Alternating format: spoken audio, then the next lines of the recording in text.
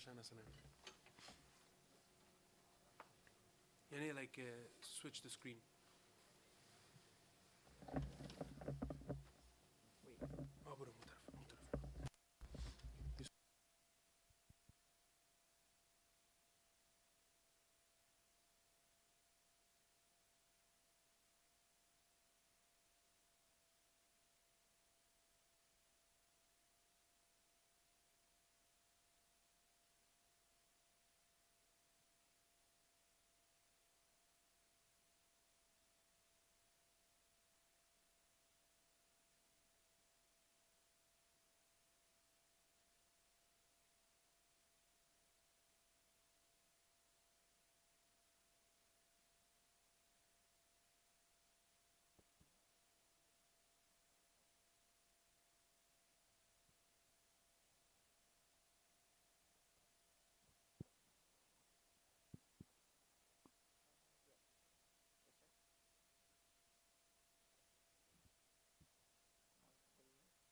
أعوذ بالله من الشيطان الرجيم.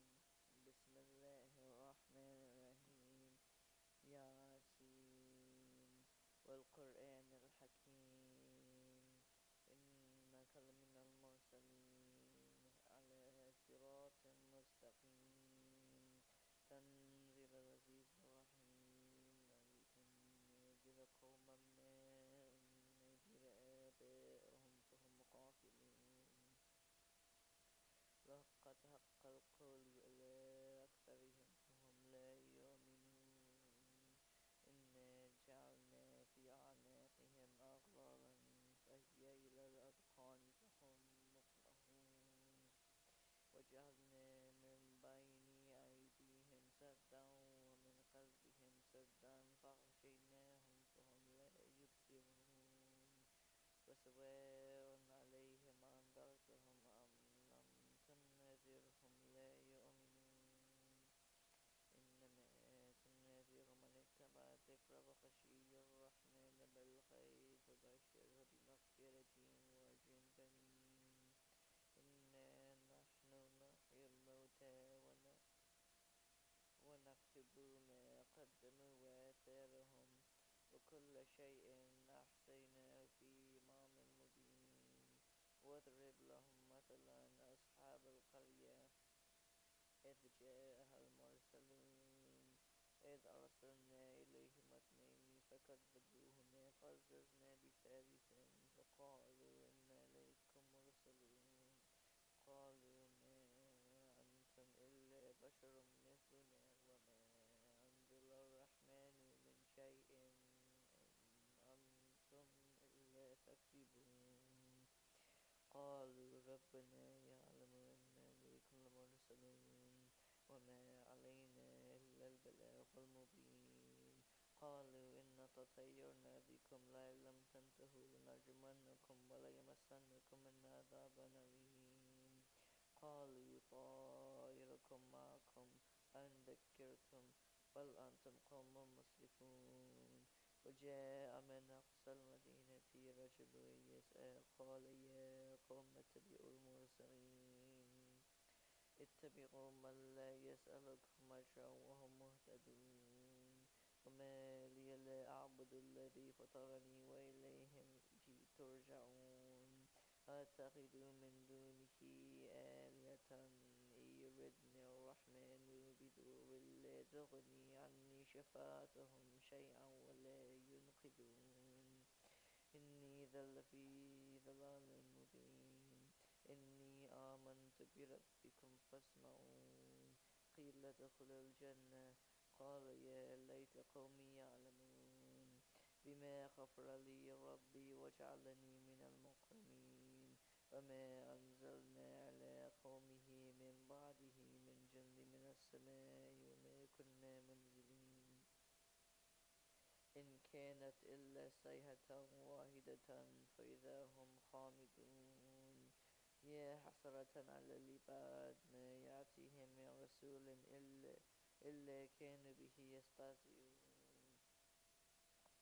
ألم يروا كم أهلكنا قبلهم من القرون أنهم إليهم لا يرجعون وإن كل لما جميع لدينا مهدرون وآية لهم الأرض الميتة أحييناها وأخرجنا منها حبا فمنه يأكلون وجعلنا فيها جنات من نخيل وأعناب وفجرنا فيها من العيون ليأكلوا من ثمره وما عملت أيديهم أفلا يشكرون سبحان الذي خلق الأزواج كلها مما تنبت الأرض ومن أنفسهم ومما لا يعلمون وآية لهم الليل نسلخ منه النهار فإذا هم مظلمون والشمس تجري لمستقر لها ذلك تقدير العزيز العليم والقمر قدرناه منازل حتى آتك الأرجون القديم لا الشمس ينبغي لها أن تدرك القمر ولا الليل سابق النهار وكل في فلك يسبحون وآية لهم أن حملنا ذريتهم في الفلك المشحون وخلقنا لهم من مثله ما يركبون وإن نشأ نغرقهم فلا صريخ لهم ولا هم ينقذون إلا رحمة منا ومتاعا إلى حين وإذا قيل لهم اتقوا ما بين أيديكم وما خلفكم لعلكم ترحمون فما تأتيهم من آية من آيات ربهم إلا كانوا عنها معرضين وإذا قيل لهم أنفقوا مما رزقكم الله قال الذين كفروا للذين آمنوا ونطعم ما لو يشاء الله أطعمه إن أنتم إلا في ضلال مبين ويقولون متى هذا الوعد إن كنتم صادقين ما ينظرون إلا صيحة واحدة تأخذهم وهم يخصمون فلا يستطيعون توصية ولا إلى أهلهم يرجعون ونفيخ في السور فإذا هم من الأجداث إلى ربهم ينسلون قالوا يا ويلنا من بعثنا من مرقدنا هذا ما وعد الرحمن وصدق المرسلون إن كانت إلا صيحة واحدة فإذا هم جميع لدينا مهدرون فاليوم لا تظلم نفس شيئا ولا تجزون إلا ما كنتم تعملون إن أصحاب الجنة اليوم في شغل فاكهون هم وأزواجهم في ظلال على الأرائك متكئون لهم فيها فاكهة ولهم ما يدعون سلام قولا من رب رحيم وامتازوا اليوم أيها المجرمون ألم أعهد إليكم يا بني آدم ألا تعبدوا الشيطان إنه لكم عدو مبين وأن اعبدوني هذا صراط مستقيم ولقد أضل منكم جبلا كثيرا أفلم تكونوا تعقلون هذه جهنم التي كنتم توقدون اصلوها اليوم بما كنتم تكفرون اليوم نختم على أفواههم وتكلمنا أيديهم وتشهد أرجلهم بما كانوا يكسبون ولو نشاء لطمسنا على أعينهم فاستبقوا الصراط فأنى يبصرون ولو نشاء لمسخناهم على مكانتهم فما استطاعوا مضيا ولا يرجعون ومن نعمره ننكسه في الخلق أفلا يعقلون وما علمنا وما علمناه الشعر وما ينبغي له إن هو إلا ذكر وقرآن مبين لينذر من كان حيا ويحق القول على الكافرين أولم يروا أنا خلقنا لهم مما عملت أيدينا أنعاما فهم لها مالكون وذللناها لهم فمنها ركوبهم ومنها يأكلون ولهم فيها منافع ومشارب أفلا يشكرون واتخذوا من دون الله آلهة لعلهم ينصرون لا يستطيعون نصرهم وهم لهم جند محضرون فلا يحزنك قولهم إنا نعلم ما يسرون وما يعلنون أولم يرى الإنسان أنا خلقناه من نطفة فإذا هو خصيم مبين وضرب لنا مثلا ونسي خلقه قال من يحيي العظام وهي رميم قل يحييها الذي أنشأها أول مرة وهو بكل خلق عليم الذي جعل لكم من الشجر الأخضر نارا فإذا أنتم منه توقدون أوليس الذي خلق السماوات والأرض بقادر على أن يخلق مثلهم بلى وهو الخلاق العليم إنما أمره إذا أراد شيئا أن يقول له كن فيكون فسبحان الذي بيده ملكوت كل شيء وإليه ترجعون صدق الله العلي العظيم صلوات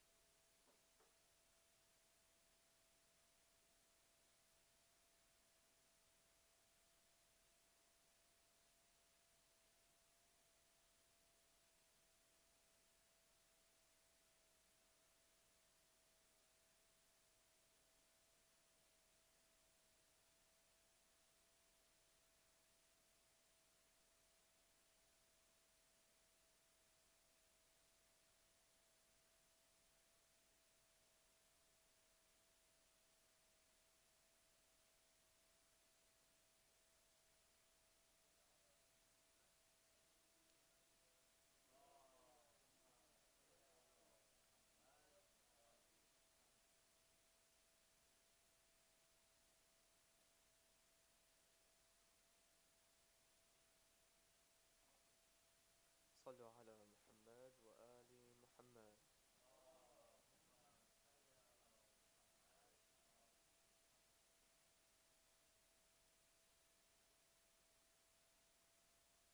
اللهم صل على محمد وآل محمد. أعوذ بالله من الشيطان الرجيم. بسم الله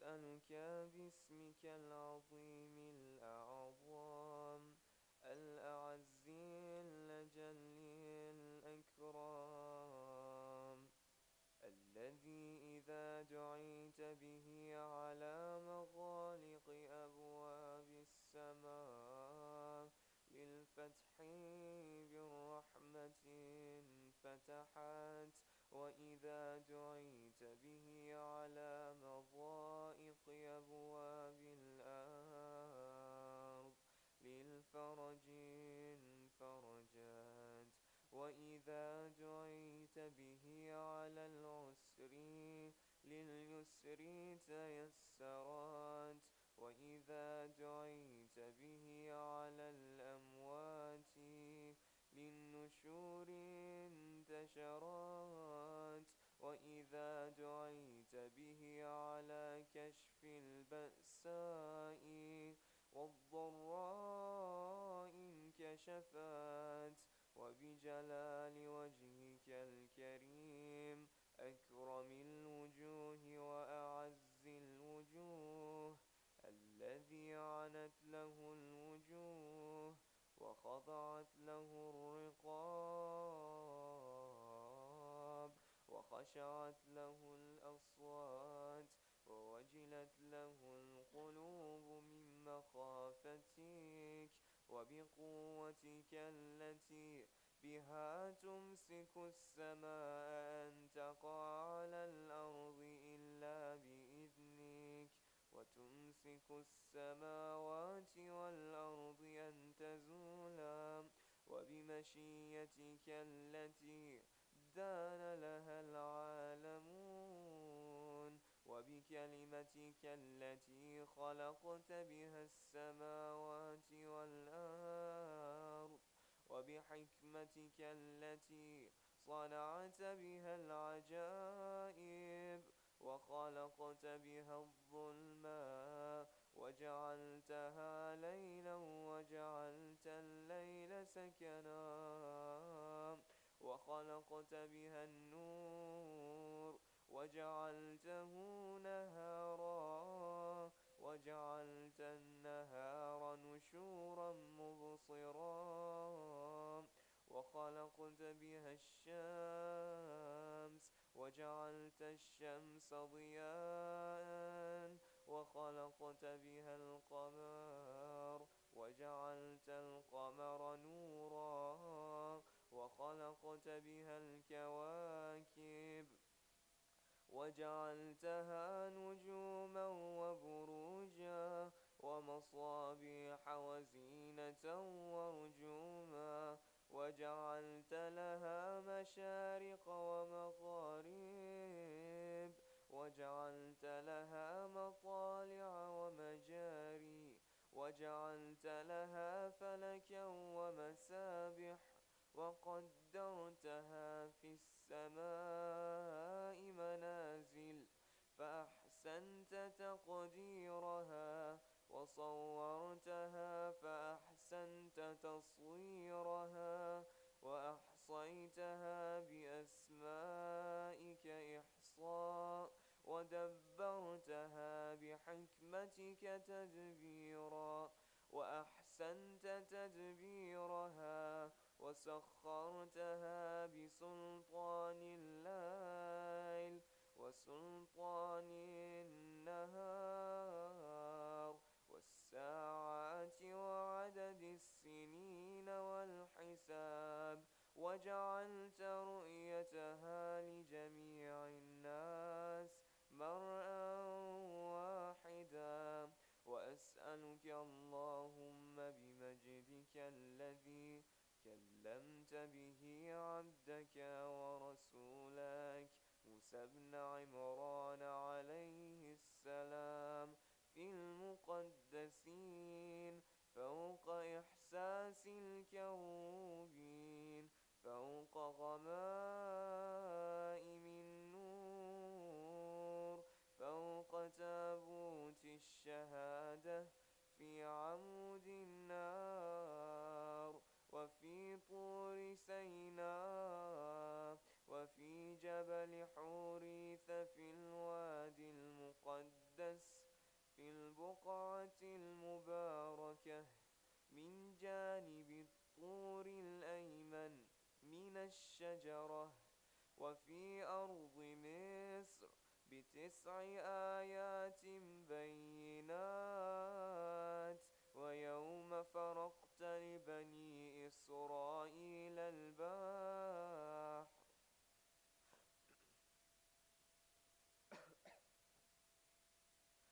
وفي المنبجسات التي صنعت بها العجائب في بحر صوف وعقدت ماء البحر في قلب الغمر كالحجارة.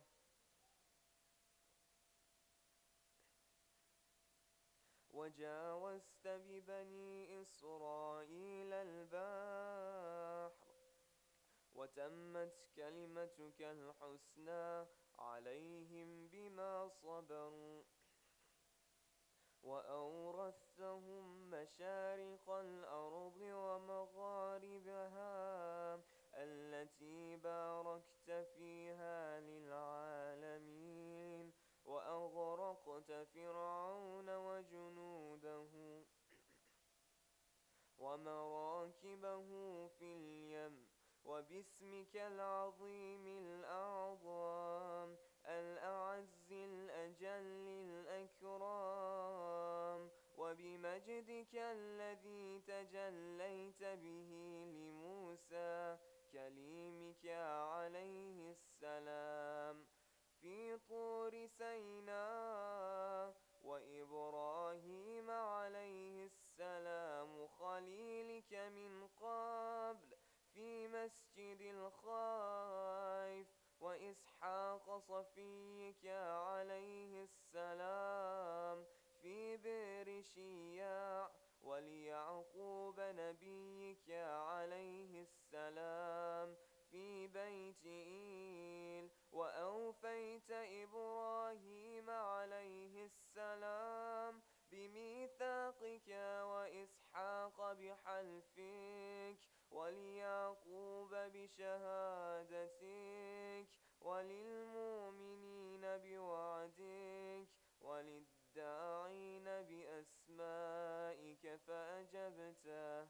وبمجدك الذي ظهر لموسى بن عمران عليه السلام على قبة الرمان وبآياتك التي وقعت على أرض مصر بمجد العزة والغلبة بآيات عزيزة وبسلطان القوة وبعزة القدرة وبشأن الكلمة التامة وبكلماتك التي تفضلت بها على أهل السماوات والأرض وأهل الدنيا وأهل الآخرة وبرحمتك التي مننت بها على جميع خلقك وباستطاعتك التي أقمت بها على العالمين وبنورك الذي قد خر من فزعه طور سيناء وبعلمك وجلالك وكبريائك وعزتك وجبروتك التي لم تستقل لها الأرض وانخفضت لها السماوات وانزجر لها العمق الأكبر وركدت لها البحار والأنهار وخضعت لها الجبال وسكنت لها الأرض بمناكبها واستسلمت لها الخلائق كلها وخفقت لها الرياح في جريانها وخمدت لها النيران في أوطانها وبسلطانك الذي عرفت لك به الغلبة دهر الدهور، وحمدت به في السماوات والأرضين، وبكلمتك كلمة الصدق التي سبقت لأبينا آدم عليه السلام وذريته بالرحمة، وأسألك بكلمتك التي غلبت كل شيء، وبنور وجهك الذي تجليت به للجبل فجعلته دكا وخر موسى صاعقا، وبمجدك الذي ظهر على طور سيناء فكلمت به عبدك ورسولك موسى بن عمران، وبطلعتك في ساعير، وظهورك في جبل فاران، بربوات المقدسين وجنود الملائكة الصافين، وخشوع الملائكة المسبحين، وببركاتك التي باركت فيها على إبراهيم خليلك عليه السلام في أمة محمد صلى الله عليه وآله، وباركت لإسحاق صفيك في أمة عيسى عليهما السلام، وباركت ليعقوب إسرائيلك في أمة موسى عليهما السلام، وباركت لحبيبك محمد صلى الله عليه وآله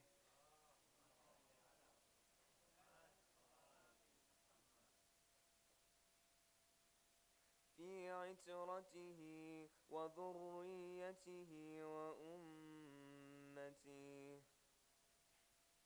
اللهم وكما غبنا عن ذلك ولم نشهده وآمنا به ولم نره صدقا وعدلا، أن تصلي على محمد وآل محمد، وأن تبارك على محمد وآل محمد، وترحم على محمد وآل محمد كأفضل ما صليت وباركت وترحمت على إبراهيم وآل إبراهيم إنك حميد مجيد فعال لما تريد، وأنت على كل شيء قدير.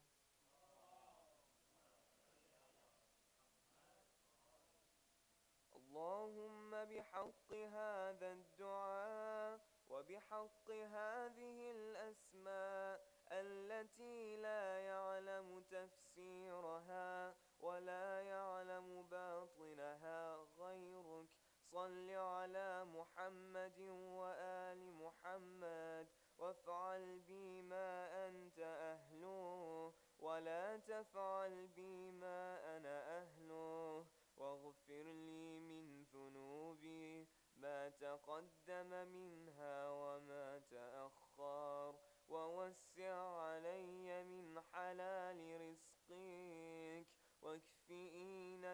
واكفني مؤونة إنسان سوء وجار سوء وقرين سوء وسلطان سوء، إنك على ما تشاء قدير وبكل شيء عليم. آمين رب العالمين.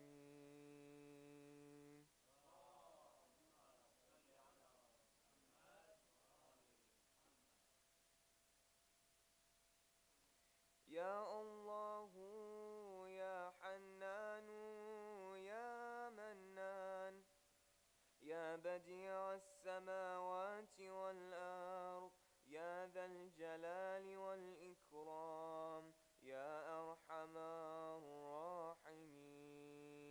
اللهم بحق هذا الدعاء وبحق هذه الأسماء التي لا يعلم تفسيرها ولا تأويلها ولا يعلم باطنها ولا ظاهرها غيرك، أن تصلي على محمد وآل محمد، وأن ترزقني خير الدنيا والآخرة، وافعل بي ما أنت أهله ولا تفعل بي ما أنا أهله، وانتقم لي من واغفر لي من ذنوبي ما تقدم منها وما تأخر، ولوالدي ولجميع المؤمنين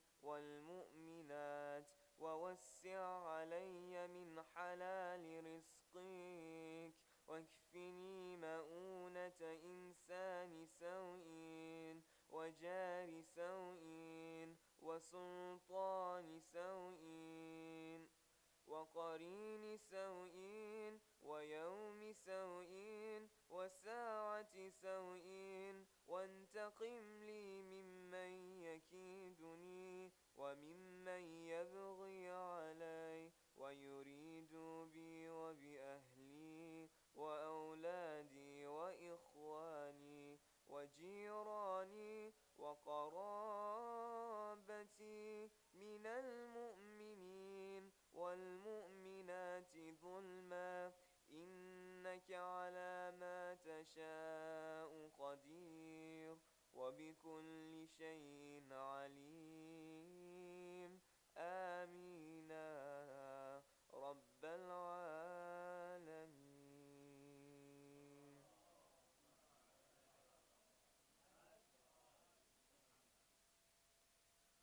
اللهم بحق هذا الدعاء تفضل على فقراء المؤمنين والمؤمنات بالغناء والثروة، وعلى مرضى المؤمنين والمؤمنات بالشفاء والصحة، وعلى أحياء المؤمنين والمؤمنات باللطف والكرمة، وعلى أموات المؤمنين والمؤمنات بالمغفرة والرحمة، وعلى مسافر المؤمنين والمؤمنات بالرد إلى أوطانهم سالمين غانمين برحمتك يا أرحم الراحمين. وصلى الله على سيدنا محمد خاتم نبيين وعترته الطاهرين، وسلم تسليما كثيرا كثيرا.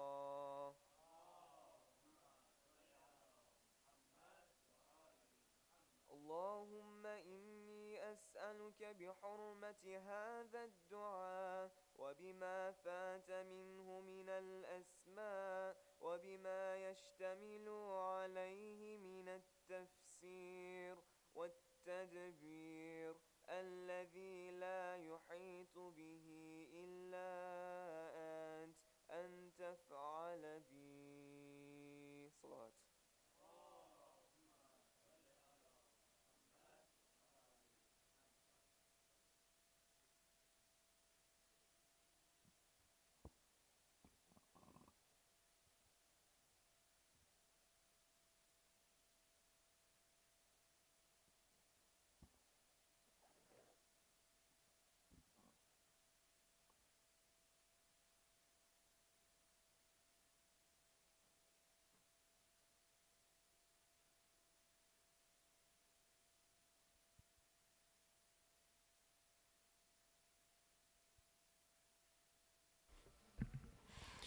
صلوا على محمد وآل محمد.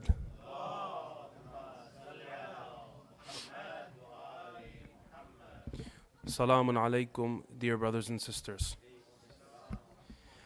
May Allah subhanahu wa ta'ala reward all of the mu'mineen for gathering here tonight, inshallah. Before we continue with tonight's program, I just wanted to remind everybody that we are dedicating the thawab of this majlis to all of the marhumeen, especially marhum Nasim Hassanzada. May Allah elevate his status and great patience to his family, inshallah. Now I request everybody to recite Surah Al-Fatiha. Bismillah ar-Rahman ar-Rahim.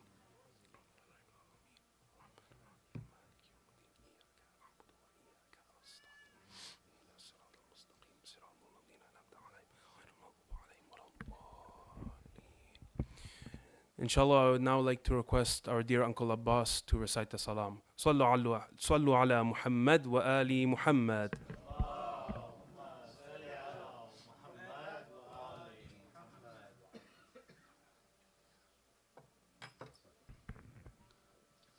I'm going to recite a salam. It's actually like a munajat. And then whoever has gone to Karbala, we pray that they go again, and whoever has not gone, Mola calls them. It's a ariza we are giving to Mola Abbas. जाने वालों दरे अब्बास पे जब तुम जाना, ये अरीज़ा मेरे मौला को सुना कर आना. जाने वालों दरे अब्बास पे जब तुम जाना, ये अरीज़ा मेरे मौला को सुना कर आना. सबसे पहले उन्हें कहना मेरी जानिब से सलाम, फिर ये कहना के तड़पता है वतन में वो गुलाम, फिर ये कहना के तड़पता है वतन में वो गुलाम. कुछ नहीं लाना फ़क़त इज़्ने ज़ियारत लाना, ये अरीज़ा मेरे मौला को सुना कर आना. जाने वालों दरे अब्बास पे जब तुम जाना, ये अरीज़ा मेरे मौला को सुना कर आना.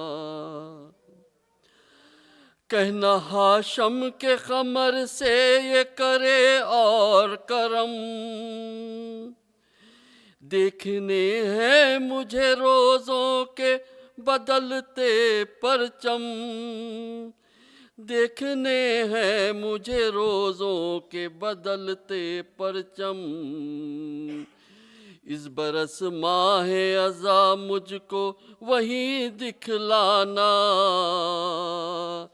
ये अरीज़ा मेरे मौला को सुना कर आना. कहना हज़रत से वसाइल को कुशादा कर दे, मेरा इस साल ज़रा रिस्क ज़ियादा कर दे, मेरा इस साल ज़रा रिस्क ज़ियादा कर दे. बेटियों बेटों को हमराह मुझे है लाना, ये अरीज़ा मेरे मौला को सुना कर आना. जाने वालों दरे अब्बास पे जब तुम जाना, ये अरीज़ा मेरे मौला को सुना कर आना. करबला पैसों से जाते नहीं मुझको है खबर, तुम बुलाते हो तो मिल जाता है खुद ज़ादे सफ़र, तुम बुलाते हो तो मिल जाता है खुद ज़ादे सफ़र. लिखा हो आना तो लगता नहीं एक भी आना, ये अरीज़ा मेरे मौला को सुना कर आना।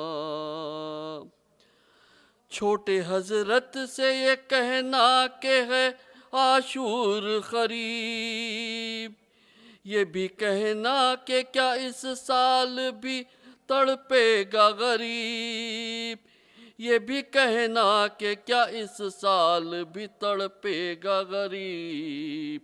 खून का देना है वहाँ आके मुझे नजराना, ये अरीज़ा मेरे मौला को सुना कर आना। अरबई की जो बनाने लगे फेरिस्तागा, नाम मेरा भी सकीना के तसद्दुख लिखना, नाम मेरा भी सकीना के तसद्दुख लिखना। मुझको भी करब बला पैदल है नजफ से जाना, ये अरीज़ा मेरे मौला को सुना कर आना। जाने वालों दरे अब्बास पे जब तुम जाना,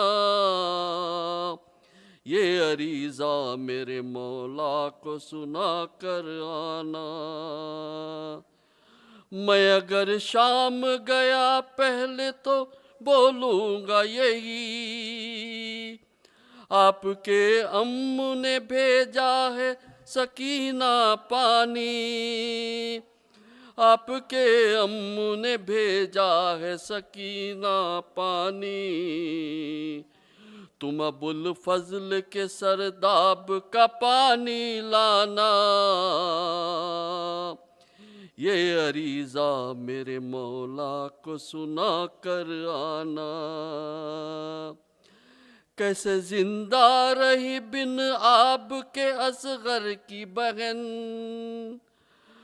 मर गई पर न खुली बच्ची के गर्दन से रसन,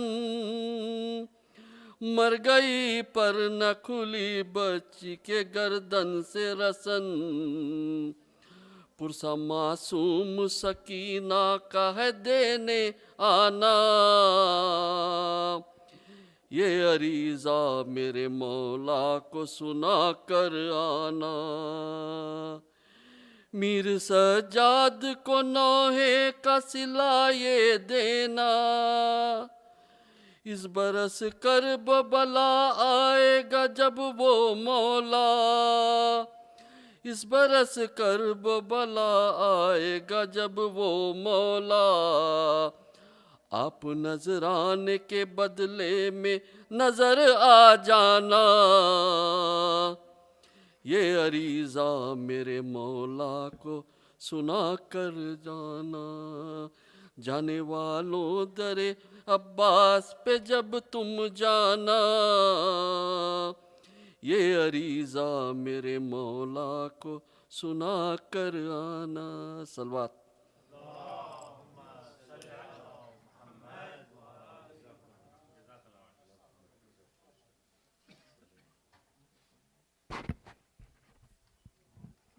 صلوا على محمد وآل محمد.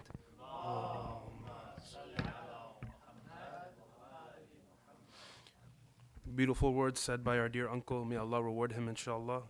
And may Allah grant us all the chance to visit Karbala. And for those who have already, may Allah grant them the chance to go again. Next, I would like to invite our dear respected Sheikh Shafiq Hudda to give tonight's lecture. Sallu ala Muhammad wa ali Muhammad. Salli ala Muhammad wa ali Muhammad.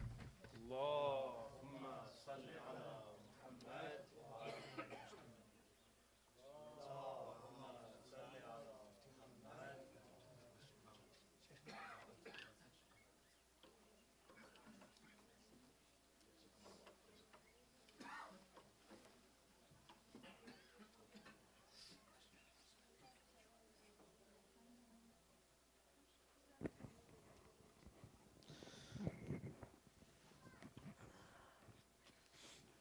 لا حول ولا قوة إلا بالله العلي العظيم. حسبنا الله ونعم الوكيل نعم المولى ونعم النصير أعوذ بالله السميع العليم من الشيطان اللعين الرجيم بسم الله الرحمن الرحيم الحمد لله رب العالمين خالق السماوات والأرض إلها واحدا أحدا صمدا لم يتخذ صاحبة ولا ولدا والصلاة والسلام على أشرف الأنبياء والمرسلين خاتم النبيين رحمة للعالمين طه وياسين بالقاسم محمد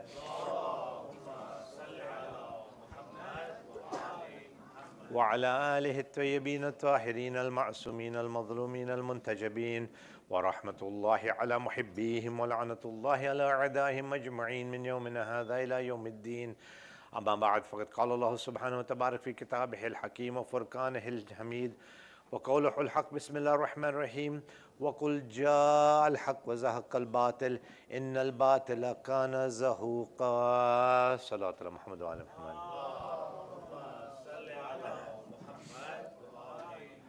Respected sisters and brothers, my youngsters, my elders, Assalamu alaikum jami'an wa rahmatullahi wa barakatuh.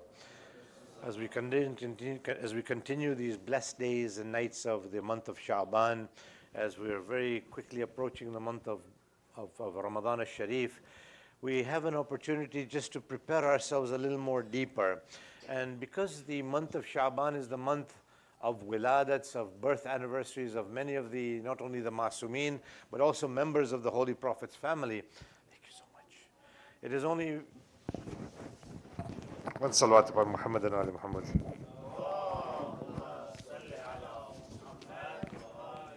So you mean people actually want to listen to me? One more salawat upon Muhammad and Ali Muhammad.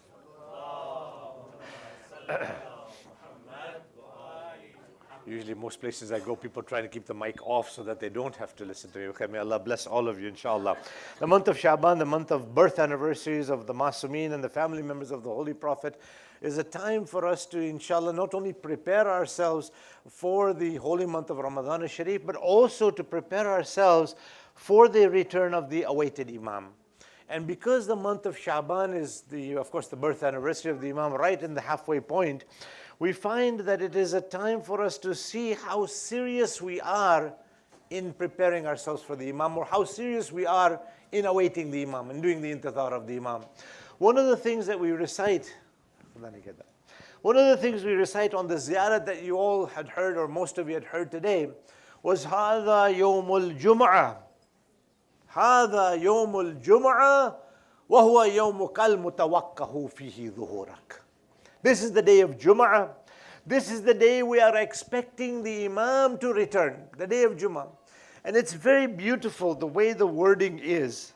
The reason why the wording is what it is the maslahat of Allah can change anything that He wants. And you know, one of the things that the Shia have been actually attacked on is the issue of change. The issue of change. What that means is that we expect, or we know that Allah subhanahu wa ta'ala may have given one indication or information to the Prophet or any other Prophet, and then something might change that, and therefore what happened was not happening. I'll give you a quick example that I've talked about many times before, but it will let you understand what I'm trying to say. One time, Nabi Allah Isa alayhi salatu wasalam was going with his ashab, with his companions. They were passing by a place, a house where there was a big celebration. And because I've narrated this before, I'm going to cut it very short. They heard a celebration and everything, and Nabi Allah Isa alayhi salam tells them that today they're having this wedding, this celebration, this happiness. Tomorrow there's going to be a mayyat coming out. And you know, just in these last 24 hours, we got the news of two mayyats. Your uncle Sayyid and one of the other brothers this morning that we buried at the Memory Gardens, Maqbara, Qabristan. Life and death is in Allah subhanahu wa ta'ala's hands. So anyways, they were going there, and Hazrat Isa tells them that today there's a celebration, tomorrow there will be a mayyat coming out of here. The girl, the bride, is going to be dead. So the companions were very upset, and obviously they didn't want to say anything. They all went by, they finished their work, they stayed the night over there. They were coming back the next day. It was almost, you can say, 24 hours after that, and the celebration was still going on. The celebration was still going on. Now you can imagine for a moment, if any Sheikh or Sayyid was to tell you that something is going to happen and something else is going to happen and something is going to be very bad, You look at that, what does the Sheikh know anyways? Sayyid ko kuch pata hi nahi hai. You know, people always have that fun that they can make, no problem. It's okay, we're used to it, right? Sheikh Naeem, I think he'll be aware of that as well. But this is not an ordinary Sheikh. This is not a Sayyid. This is Nabi Allah Isa, Ruhullah alayhi salatu wassalam. A messenger of Allah, a prophet of God, the one who was known as the Spirit of Allah, Ruhullah. Okay. Hazrat Isa himself is perplexed. They go knocking on the door. They go knocking on the door, and the father-in-law, the groom's husband, father, opens the door. And he sees Nabi Allah Isa, of course, Salaam alaikum, how are you, and all that. Hazrat Isa, you know, he doesn't want to go into too much small talk. He says, I want to talk to your daughter-in-law. I want to talk to your daughter-in-law. Now, usually, you know, I mean, the sensitivities of going to a na-mehram, ghair-mehram, and talking unnecessarily, this is, you know, the Sharia has got very clear guidelines. But this is the Prophet of Allah. He's not going to do or say anything funny. He says, yes, yes, yes, please come in. She's upstairs. Nabi Allah Isa alayhi salam goes upstairs, knocks on the door. The lady puts on her hijab and everything and opens the door and greets the Prophet of Allah. The Prophet asks her, some of the companions are with him as well. The Prophet asks her, Isa alayhi salam asks her, from yesterday to today, what did you do? She says, I've just been in my room, I've been sitting here. He says, no, you've done something else. You've done something else. And Hazrat Isa, what he does was he goes under the bed of this lady, of this young, and what does he see under the bed? A huge snake, a poisonous, you know, you might call it a python or one of those poisonous snakes. He sees that under it. He said, that snake was supposed to bite you and kill you. But what did you do? She says, nothing. And he's insisting that, I want to know what exactly you've done from that. She says to him, yesterday when the celebration was going on, somebody knocked the door. And that person who knocked the door, everybody was busy in the party and everybody was busy with this wedding. Nobody even opened the door. And I looked out the window and the man looked at me and he says, I am faqir, I am a gharib, I am poor. I have not eaten for a while.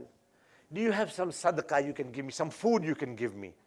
So right away she had, you know, they used to keep food in the bride's corners and chambers and whatever.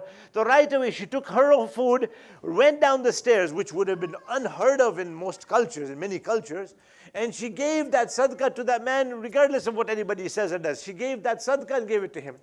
Hazrat Isa says that her death was written for her. It was written for her. But because of the sadaqah, that death was averted because of that khairat that she had done. Salawat ala Muhammad wa ali Muhammad. So now what does that mean? That is telling us that certain things may be written, but Allah subhanahu wa ta'ala, based on our actions and our deeds, can change that, inshallah. Can change it. And so what I was talking about was that we know that the dhuhur is expected on a Jummah. We know that the dhuhur is expected on an Ashura. We know that the months leading up to the dhuhur, to the reappearance, to the return, will have a lot of things that will happen. But again, the ziyarah of Friday mentions هذا يوم الجمعة وهو يومك المتوكه فيه ظهورا. Mutawakka, we are trusting, we are expecting it will be on this day. Many of the ahadith mention it. But if there was no possibility of the change in Allah's wish or desire, then we would have said, no, this is written in stone. We asked mu'mineen, we asked the believers, that when you are making dua, Allahumma shfiqul marid, amma yujibul mustarra idha da'a wa yakshifu su. You are making dua, you are making Allahumma shfiqul marid. If somebody is sick, you find out that somebody is ill. You make dua for them. Do you have hope that the dua might reach the heavens and somehow something will change? Do you have that hope? If you didn't have that hope, then why are you praying dua? Why are you making a supplication? If you didn't have any dua, any hope in that, then you would not have expected, you would not have done that. Imagine for a moment, somebody comes to me and says, Sheikh, you know, your father passed away. What can we do for you? Normal people will say, pray Fatiha for him. Pray Yasin for him whenever you can. Pray this, pray that. What if I tell you, pray that he comes back alive? Imagine for a moment. I'm hoping you will smile. Of course, it's not a time to, we're keeping an isalatha or majlis, but I'm just trying to bring about a little bit of a smile. If I tell you that please pray that my father comes back, he comes back and he sits on the chair that he used to sit on, you will think that, brother Shafiq is a bit tired. He's maybe losing it. Maybe he's had a very stressful week, maybe. So you would not expect with me, because why? Is Allah not inna Allah ala kulli shayin qadir? If Hazrat Isa could bring the dead back to life, then I'm not saying something that has not happened before. Hazrat Isa used to bring the dead back to life. Bi'idhnillah, Amirul Mu'mineen Ali ibn Abi Talib has brought people to life, who have passed. So it's not unheard of. But you'll say that this is not a practical dua. Huh? This is not an attainable hajat. Everything is possible by Allah subhanahu wa ta'ala. If somebody is ill, they can be cured. But if somebody is gone, for them to come back is not something that we can ask for. If the idhn of Allah is there, that is a different matter altogether. If the Ahlul Bayt want it, that is a different matter altogether.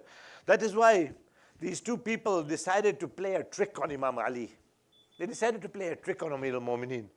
These two friends, they were enemies of Mawla, but they say, you know what, we'll take a mickey out of him. Huh? Out of who? Mawla, Amir al-Mu'mineen. They decided that one will pretend he's dead, the other one will say, come and do namaz al-mayyat. Come and do salatul mayyat. So they come here, they bring the casket, and the other friend says that, Ya Amir al-Mu'mineen, please recite salatul mayyat. Imam looks at him. You want me to recite salatul mayyat for him? He says, yes. He says a second time, you sure you want me to recite salatul mayyat for him? The man says, yes. The third time Mawla says, you sure you want me to recite salatul mayyat for him? He says, yes, Ya Ali, that's why I'm here. Imam starts. The Imam starts the mayyat, salatul mayyat. After the salatul mayyat is finished, that man starts laughing.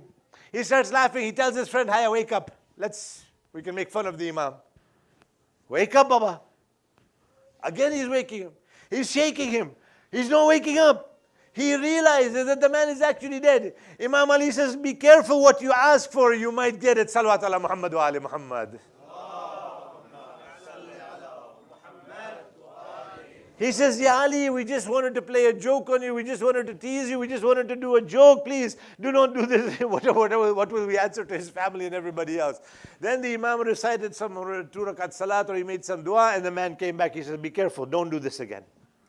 Don't do this kind of thing again. So here we know that it is possible. But you will say that for us, this is not possible.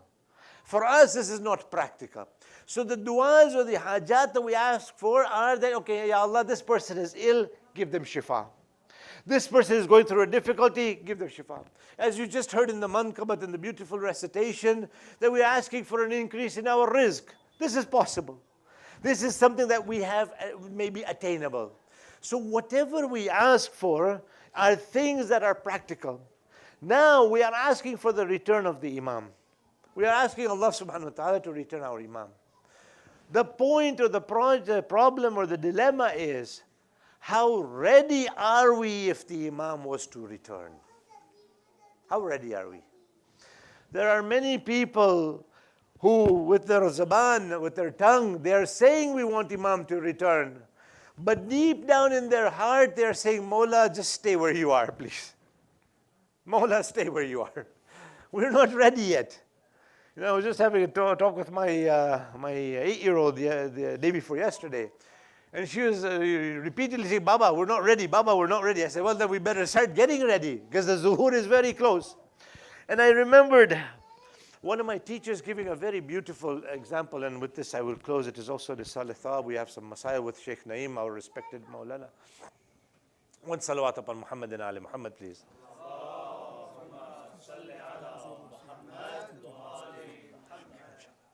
One more salawat upon Muhammad and Ali Muhammad.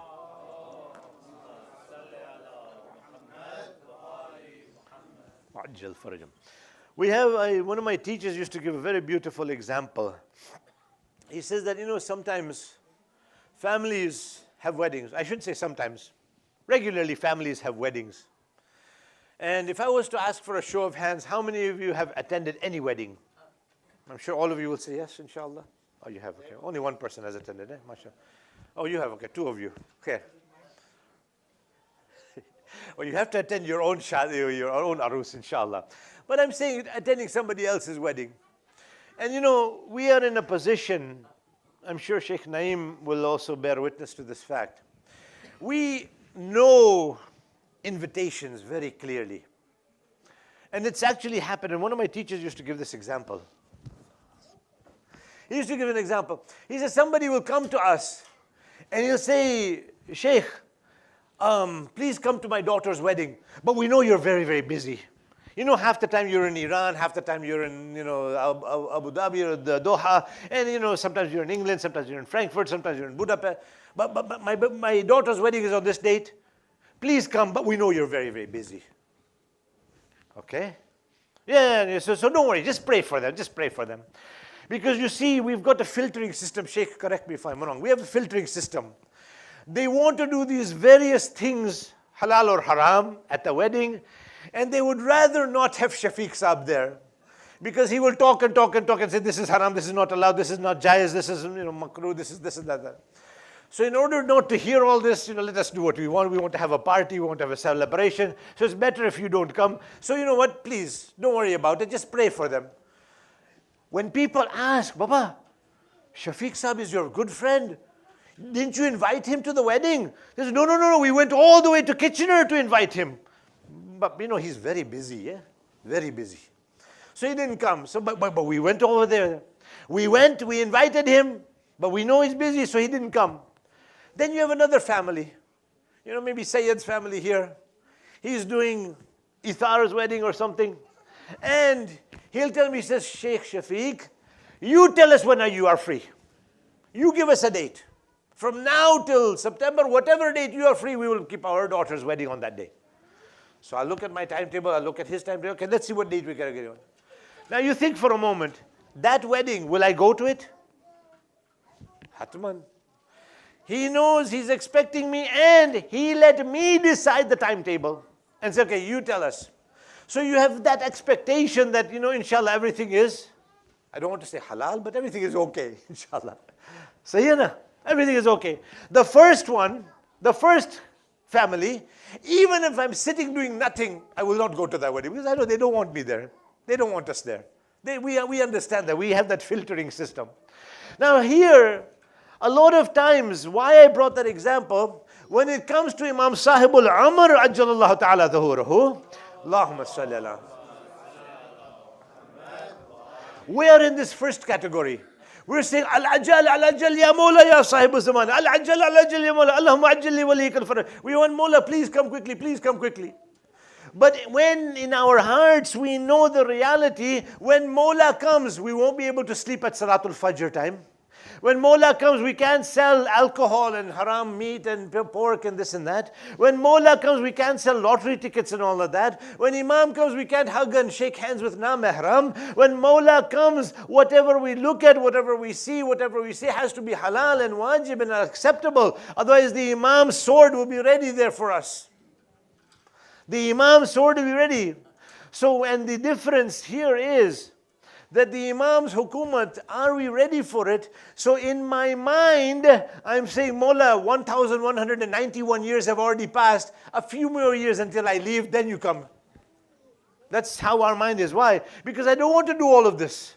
I don't want to do all of these wajibats. And so we're thinking in our minds that you have stayed in ghaiba for 1,191 years, a couple more decades, and until I'm gone, then you come, Mawla. Why? Because I'm not ready for it. And at the same time, when the malaika asked me, did you pray for the Imam? Al-Ajjal, Al-Ajjal, Ya Mawla, Ya Sahibu Zaman. Every day I was praying, Al-Ajjal, Al-Ajjal. You see what is in the heart and what is in the tongue. Salawat ala Muhammad wa ali Muhammad. I went all the way to Kitchener to invite him to the wedding. Al-Ajjal, Ya Al-Ajjal, Ya Mawla. I was praying for his zuhur every time, but deep down, this is why the Imam is not coming. And then we have to ask ourselves, are we prepared to change for whatever the laws of Allah subhanahu wa ta'ala are? When the Imam comes, it'll be the law of Allah. When Imam al-Mahdi comes, it'll be the law of Allah Jalla Jalaluhu. It's not going to be my law. Now, while I'm in this dunya, I like to, what do you call it? You guys have seen Play-Doh? You know that Play-Doh? You make Play-Doh whatever shape you want it to, right? Huh? Thank you. Jazakallah. Sometimes my English is suffering. Jazakallah. Shukriya. You mold that Play-Doh whatever shape you want. So what we do is we mold Islam the way we want to make it. We mold it the way we like it. And then you know what we say? We say to ourselves, I'm talking about me, not any of you. I'm talking about myself. I didn't do anything haram. I didn't do anything ghasbi. I didn't do ghiba. I didn't do this. I didn't do that. Because I don't want to admit I'm doing a sin. Because you see, I'm molding Islam. When the Imam returns, the Islam of Allah subhanahu wa ta'ala will be implemented, not Shafiq's Islam. Not Shafiq's Islam. It'll be the Islam of Allah Jalla Jalaluhu. And so, this is why I'm saying we're not ready. I'm not ready yet. Because I'm still molding and using that Play-Doh to make the Sharia susceptible to me, acceptable to me. I don't want to change. When the Imam returns, we will have to do what's wajib, not what we want to do. What Allah expects us to do. What Allah Ta'ala wants us to do. That's what we have to do. You see, if I don't like Canada, I don't like the laws, I don't like the rules. Now that our friends to the south have got second round of Mr. Trump, huh? And so the people say, oh no, what will happen? Oh no, what will happen? Well, you have a choice. Get out. Khalas. Many, mashallah, not me, but many of the Muslims have dual passports, dual citizenships. Go back. Spend 4 years out, and then when he's gone, then you come back. So right now you can do that. Those of you who have got 2 passports or have got 2 citizenships. I'm not saying this is for everybody. Like I said, I'm stuck. I have nothing. If we get a wrong government here in Canada, inna lillahi for me. But basically what I'm saying is, if I don't like Canada, I can go to South America. If I don't like South America, I can go to the Bahamas. If I don't like the Bahamas, I can go to Africa. If I don't like Africa, we can move. When the Imam returns and the laws of Allah are there, where will I go? Because the Imam's hukumat, the Imam's kingdom will also be in Africa, will also be in Asia, will also be in Central America, will also be in South America, will also be in North America, will be in Europe as well. Even if I decide to go to the moon, the Imam's hukumat will be on the moon as well. Salawat ala Muhammad wa ali Muhammad.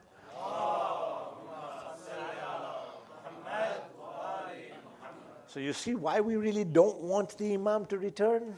You see why I may not be ready for the Imam?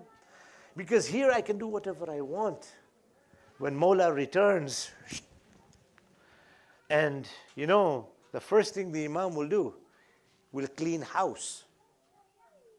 It's very delicate and dangerous. Sheikh, I'm not talking about you, I'm talking about myself. The Imam's sword will be on the Maulanas first. We had some jokers, but some people, whenever they would meet the Maulana, they would kiss him on the neck. Some people thought it was a nice, respectful thing to do. He said, no, I'm kissing you on the neck because this is where the Imam's sword is going to go. Salawat ala Muhammad wa ali. The Imam will clean house first, starting with us. Starting with us. And this is why we must be ready. What we say, we do. What we do, we say. Don't be hypocrites. The Imam will clean house first. He will not go to the outside and to kuffar and the others and all that. They make sure the house is clean first, and then the Imam will go out. Huh? You know that. You've all read it. I don't need to take much more time of yours. So this is where the dilemma of ours is. The month of Sha'ban, as we're coming towards the month of Ramadan al-Sharif, we ask ourselves, really, when I say Al-Ajal Ya Mawla Ya Sahib al-Zaman, do I mean it or am I just saying it? When we say La ilaha illallah Muhammad Rasulullah Aliyan Waliullah, La Muhammad wa Ali Muhammad. Is it just coming from here or is it coming from here? The Imam, a beautiful closing I'll mention. An Urdu speaker once said, Mawla ko 313 Musalman nahi chahiye. Mawla ko 313 Musalman nahi chahiye. Mawla ko 313 Salman chahiye.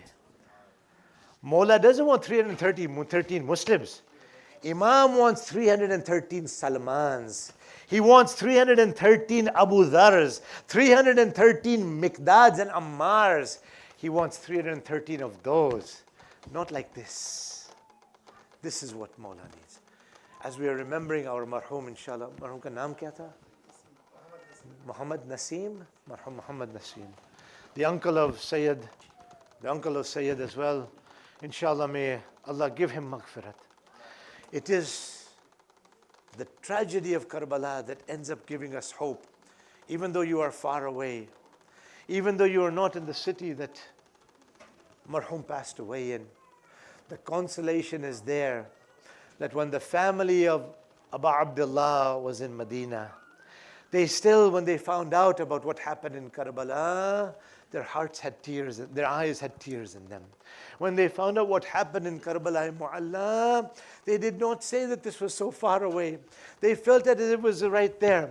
When Hazrat Salma was given the earth by Rasulullah, and she was told that when this earth becomes blood, you will know that my Hussein has been martyred. Every day she would be looking after Imam had left from the Medina. Every day she would be looking into that jar and making sure that that earth is earth, that mitti, that turab is this turab. When the month of Muharram came, she was feeling very uneasy. When the days of Muharram were passing, she was feeling uneasy that this earth is still earth, this turab is still turab. Then finally the day of Ashura comes and she sees what happens in that jar. There's no longer earth in that jar. The earth has become blood. And then she knows my Hussein has been murdered on the plains of Karbala. And she calls Salma, al-Baneen, and gives all of them condolences that our Hussein has been martyred as predicted by Rasulullah.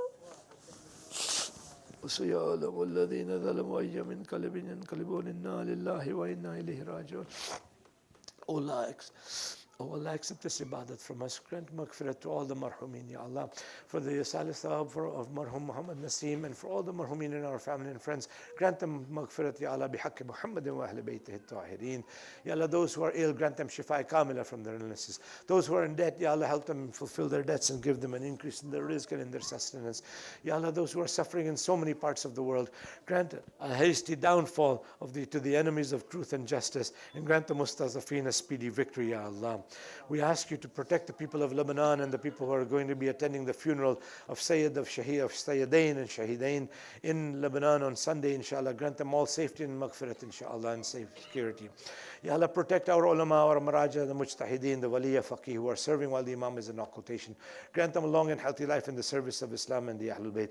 Ya Allah, we ask you for the sake of this month of Sha'aban and the upcoming month of Ramadan Sharif to return our Mawla, Imam al-Hujjah, to us. Make us amongst the Ashab and the Ansar of the Imam. Let us see Zamana Dhuhur with our own eyes, and that we will serve the Imam with khulus and sincerity. Rabbana taqabbal minna innaka antas samiul alim. For marhum Muhammad Naseem, let us recite 1 time Surah Fatiha, 3 times Surah Tawheed for his maghfirat and the maghfirat of all the marhumin. Al-Fatiha. Bismillah ar-Rahman ar-Rahim. Alhamdulillahi Rabbil Alameen. Rahman ar-Rahim. Maliki yawmiddin. Iyaka na'budu wa iyaka nasta'een. Ihdina as-sirata al-mustaqim. صراط الذين أنعمت عليهم غير عليهم ولا الضالين. بسم الله الرحمن الرحيم. قل هو الله أحد الله الصمد لم يلد ولم يولد ولم يكن له كفوا أحد. بسم الله الرحمن الرحيم. قل هو الله أحد الله الصمد لم يلد ولم يولد ولم يكن له كفوا أحد. بسم الله الرحمن الرحيم. قل هو الله أحد الله الصمد لم يلد ولم يولد ولم يكن له كفوا أحد. If the Mu'mineen can please join together with me and recite 5 times Ayah Karima, Amma Yujibul, for those who are ill, for Allah Ta'ala to give them shifa, for our hajat to be accepted, for the hifazat of Imam Zamana, and the safety and the security of those, inshallah, who will be going through a big test in Lebanon, and who are suffering in Iraq, in Pakistan, in Afghanistan, in Kashmir, in Yemen, in Nigeria, those who are suffering in China, and the Uyghurs, and those who are in Myanmar, for the Rohingyas, for all of them, inshallah, all together 5 times. Bismillah ar-Rahman ar-Rahim.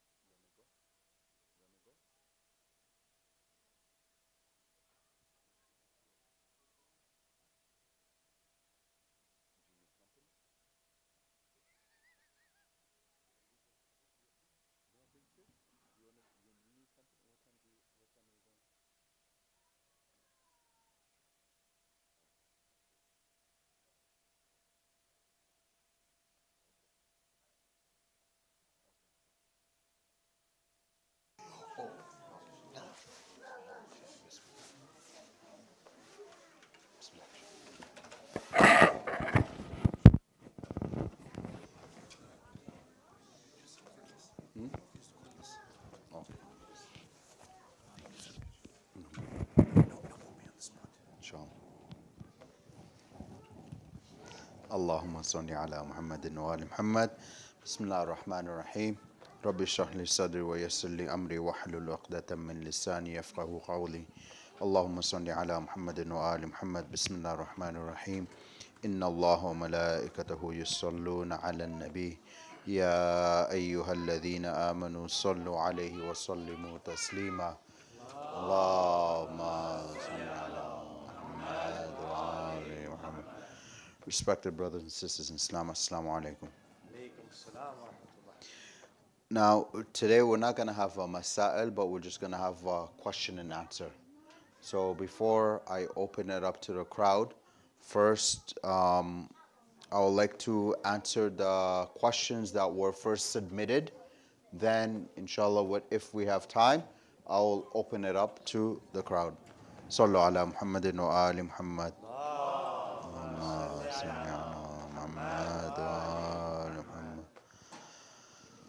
So the first question has to do with traveling, al-qasr. Here it says there are two questions. One, what is the ruling for qasr for traveling for work? When we are considering the distance, do we count the distance from our home address to my destination, or would the distance be counted from the city border? Okay, so for example here, will the person count the distance because it's 44 kilometers, meaning 22 kilometers there and 22 kilometers back?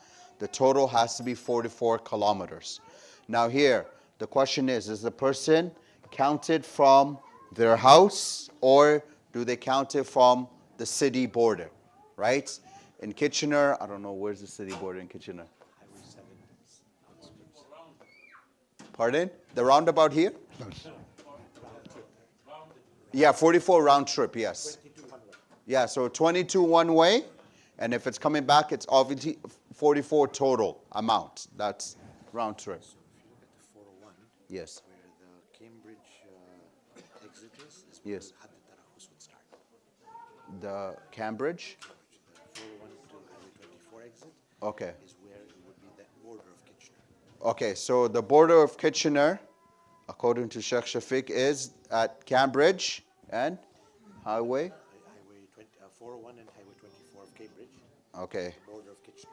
all right. On the north side is where the 7 mark is.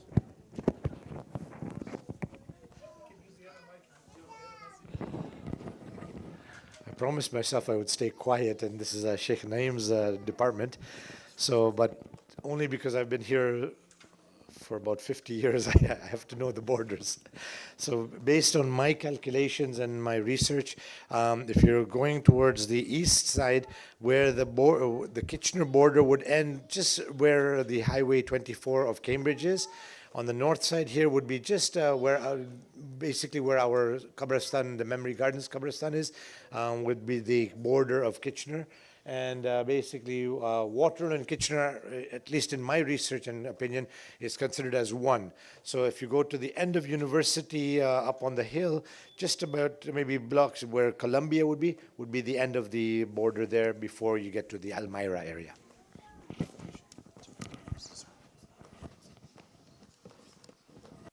All right, so from the border, as the Molana explained where the border is, from this border, you will count 44 kilometers at this border, right? So, for example, if someone was to live in the GTA area, right? For example, Richmond Hill or someone, they won't count it at the border of Richmond Hill. They will go at the end borders of the GTA area. So, for example, Mississauga is considered one of the end borders of GTA area. So from Mississauga on, this is when they will count, right? As for Kitchener Waterloo, it's considered one city, right? So you will not count Kitchener, let me count 44 to Waterloo. No, okay? So 44 kilometers, this is when the person will break their fast. Sallallahu ala Muhammadin wa ala Muhammad.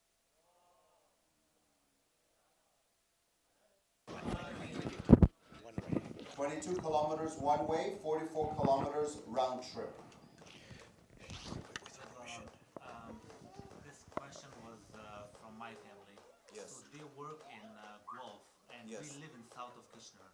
Yes. So from south of Kitchener, if we take the border from south of Kitchener to Gulf, it's more than 44 back and forth. But if we come and take the north border, it's just like 20 kilometers back and forth. So should we take the north border then? So you're still living in the south of Kitchener. So as Sheikh Naeem mentioned, that you would take it from the border of Kitchener. So it doesn't matter whether you're in the south part, west part, east part, or north part of Kitchener. Based on, again, my research, and I had a very interesting discussion with one mujtahid who was my teacher as well. And because in my research, it was that the distance between the border of Kitchener to where the border of Guelph starts, there's no way it can be 22 kilometers. So those who are living in Kitchener and working in Guelph, well, if you're working in Guelph anyways, you have to fast and pray full salat anyways. But if you're going occasionally, again, based on my research, and again, when Sheikh gets a chance to travel a little more, it would not be 22 from the border of Kitchener to the border of Guelph. So, okay, so please also keep in mind one thing that I wanted to clarify. Sheikh is going to be giving the masail on the basis of Ayatollah Sistani's rulings.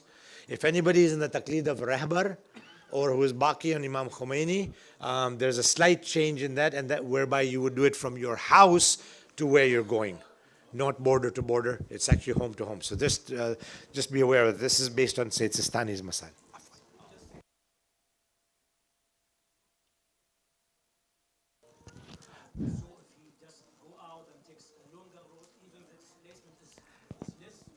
Jazakallah. Everybody heard that. Our respected brother is reminding us that even if I take a scenic route to go somewhere, it's not applicable. Whatever the distance is, the straight line distance it's called, is what is applicable. No, yeah, from point A to point B, what would have been the fastest way. Jazakallah. Exactly. So if I go on a scenic route, or if I go on a long route and get into Guelph from an hour and a half route from Stratford and all that, no, it's still from Kitchener to Guelph what has to be applicable.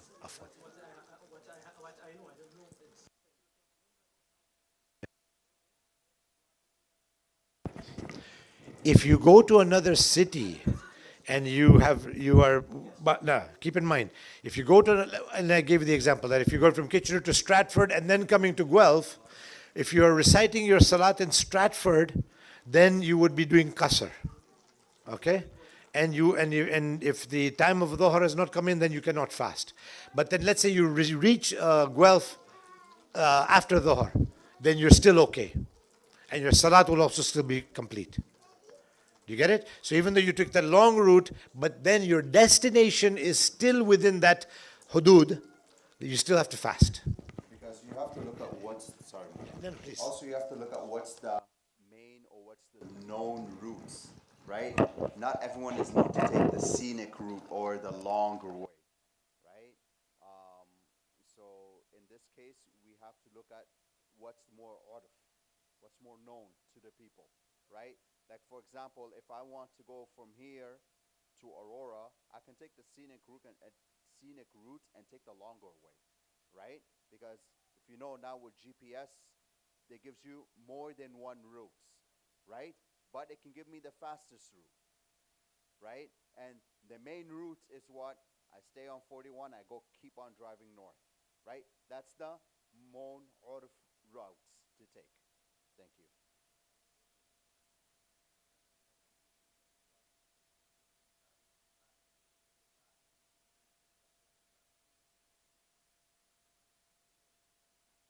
You're still within because you're still in Guelph. Yes. Even it doesn't matter how many times you go back and forth, right? Yeah. So it doesn't matter. The question is, what if you're in Guelph and you keep on going back and forth? If you're staying in the city and you're going back and forth within the city, does it matter? Because you're still in the respected city. Okay. Yes.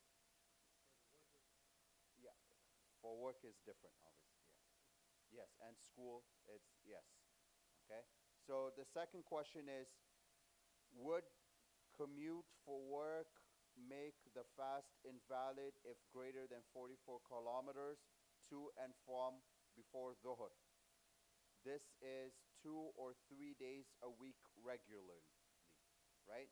So, according to Sayyid Sistani in his question and answer, he says that he was actually asked this question, basically the minimum amount.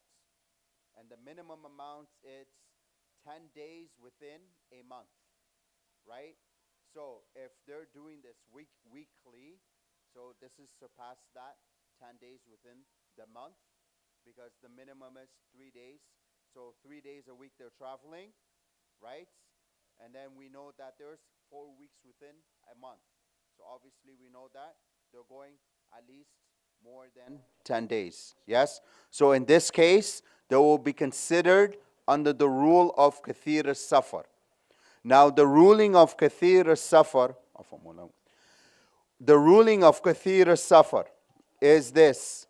If someone is considered kathir al-safar, and even if they're traveling, it doesn't matter where they're traveling to. It doesn't matter if it's for work or pleasure. Correct me if I'm wrong. If it's for work or pleasure, meaning if they're working and they're traveling, or they're just going on a vacation on their off day, here they will still observe full fast and full prayers according to Sayyid Sistani. صلوا على محمد وآل محمد اللهم صل على محمد وآل. Yes. You sent it on where? My WhatsApp? Sayyid Sajid first. Go ahead. You get out, please. Sayyid Sajid.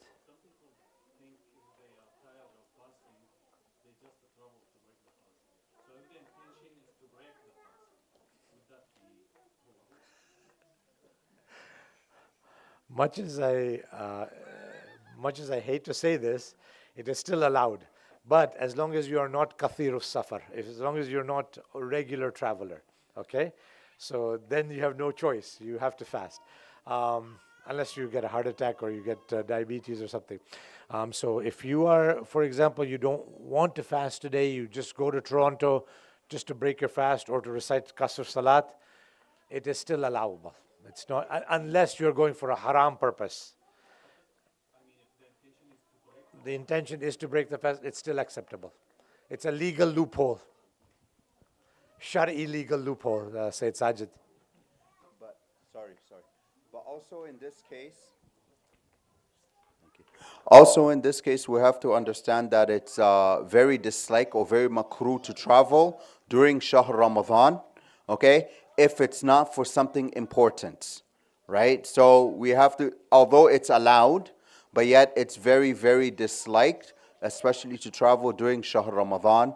And if someone is doing this, technically, it's between بينك wa Allah, right? It's between you and Allah subhanahu wa ta'ala, or it's between the person and Allah subhanahu wa ta'ala, right? So with this, they have to, again it's makruh, and sometimes we tell ourselves, oh, it's not haram, it's makruh, but these little makruh things will lead to haram, right?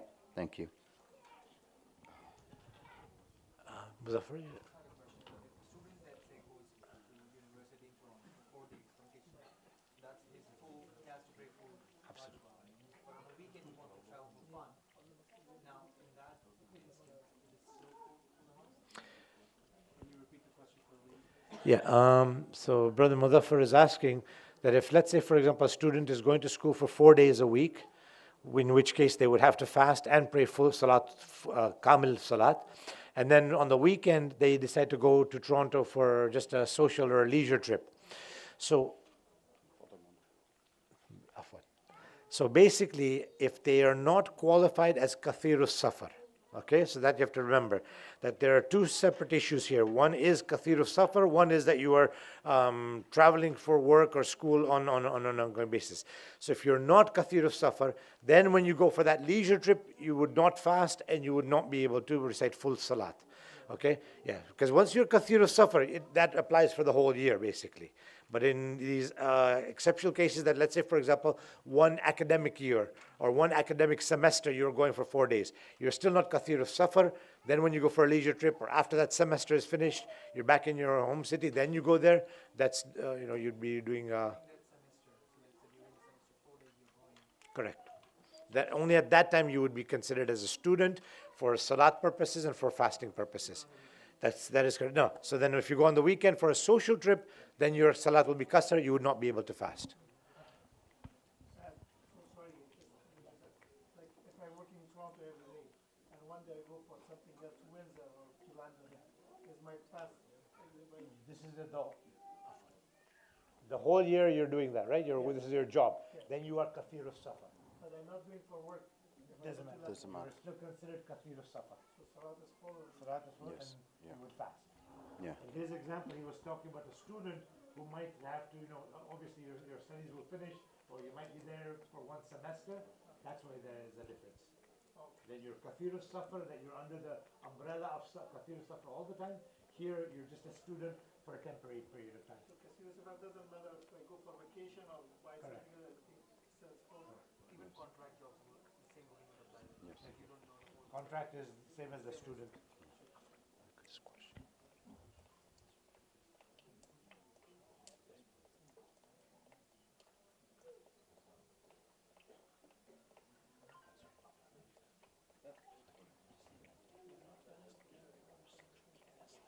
Okay.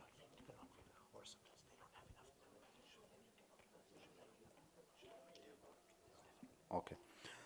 So a question came, and it says if, obviously this from the sister side, right? So don't panic, boys. All right. If a young baby who takes milk should I still should I still be, my baby is less than 6 months and also takes formula as well, as my baby takes both types, meaning formula and the mother gives them milk. May Allah subhanahu wa ta'ala reward you, inshallah. Now, in this case, the mother is allowed to eat, especially with weaknesses in producing the milk. But later on, she will have to make up the qadha fast and the amount of days that she missed. Do we have more questions left from you? No, that's it. I think they shared with you the list, but there's more question on the form. Do you have the form there? I don't. She shared with you. Oh, you just shared the form with me? Okay, thank you.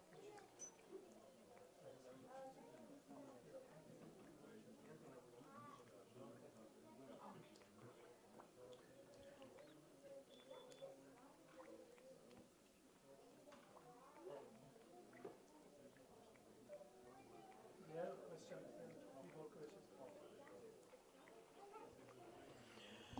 The other one is, can we brush our teeth during fasting? No, I'm just joking. No, with brushing your teeth, there's a hukum according to Sayyid Sistani. You are allowed to brush your teeth, okay?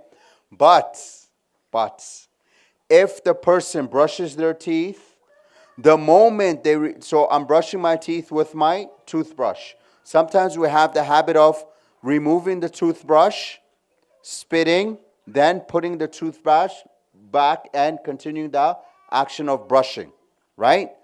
Here, according to Sayyid Sistani, says you are allowed to brush your teeth, but the moment you remove the toothbrush outside of your mouth in order to spit the excess, whatever is toothpaste inside of your mouth, you cannot return the tooth back in your mouth. This will make the fast invalid.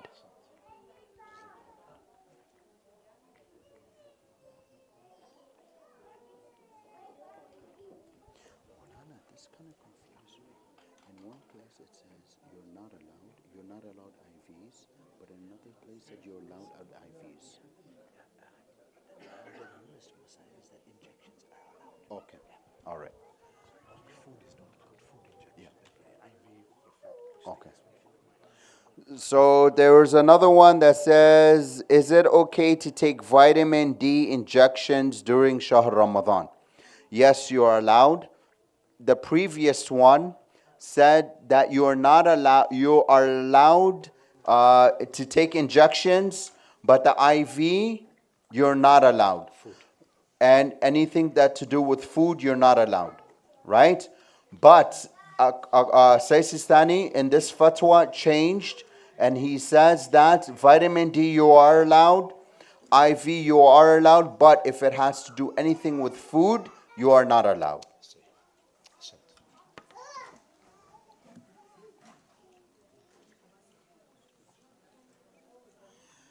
The other question here, it says, what are ways to get motivation to recite the Holy Quran and other religious books?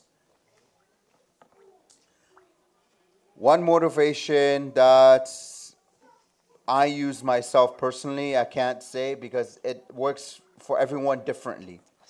So the way I use it, or the way I know other people use it, is they go 1 week and they focus on one verse of the Quran.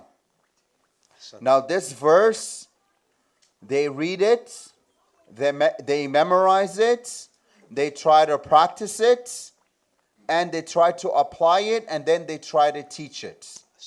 Because we have to understand something. Shahr Ramadan isn't just reading a book or Quran from cover to cover, right? We have to take the Quran itself and we have to respect it and we have to apply what's being said. So in this case, they will take it, they will read the tafsir, they will read the meaning. So that's 1 week, they're studying one verse. The second week, they will take another verse, any verse from the Quran. And they will take that. The third week, they will do that. And the fourth week, they will do that. So after Shahr Ramadan, they will know the tafsir and how to practice 4 verses from the Quran. Right? Also, taking a book, reading a book, take one book, Shahr Ramadan, a very short book, and try to read it. Try to make notes, try to study it, right? Take at least 1 hour. Put a timer on your watch or on your phone and time half an hour. This half an hour, you are attentively reading this book, right? So when you do that, inshallah, it will help, and try to also apply what's being read in the book. And inshallah, it will improve.